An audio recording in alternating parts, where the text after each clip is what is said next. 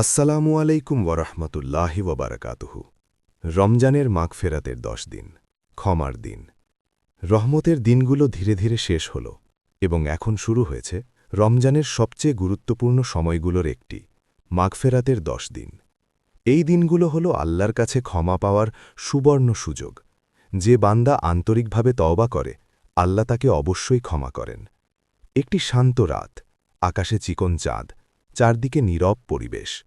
একজন মুসলমান যুবক নামাজে দাঁড়িয়ে চোখের পানি ফেলছে। সে বলছে, হে আল্লাহ, আমার ছোট বড় সব গুনাহ আপনি ক্ষমা করে দিন।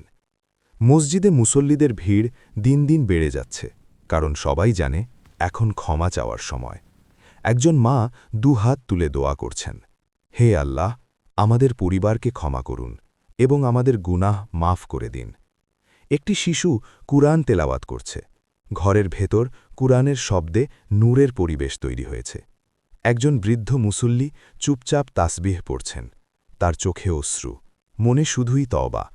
মাগফিরাত মানে শুধু ক্ষমা চাওয়া নয়, বরং গুনাহ থেকে সত্যিকারের ফিরে আসা। এই সময় তাহাজ্জুদ, তওবা, দোয়া এবং কুরআনের সাথে সম্পর্ক গভীর করা উচিত। কারণ রমজানের এই মাঝের ১০ দিন আল্লাহর পক্ষ থেকে ক্ষমার দরজা খুলে দেয়। যে বান্দা এই সময় আন্তরিকভাবে বলে আস্তাগফিরুল্লাহ, তার গুনাহ সমুদ্রের ফেনার মতো হলেও আল্লাহ ক্ষমা করে দিতে পারেন। এক যুবক রাতে একা বসে নিজের অতীতের ভুলগুলো স্মরণ করছে। তার হৃদয় নরম হয়ে গেছে। সে আল্লাহর দিকে ফিরে এসেছে। মাগফেরাতের দিনগুলো আমাদের শেখায় অহংকার ত্যাগ করতে, হৃদয় নরম করতে এবং আল্লাহর কাছে ক্ষমা চাইতে। মনে রাখতে হবে, আমরা জানি না এই রমজান আমাদের জীবনের শেষ রমজান কিনা। তাই এখনই সময় গুনাহ থেকে ফিরে আসার, নিজেকে পরিবর্তন করার এবং আল্লাহর কাছে আন্তরিক তওবা করার।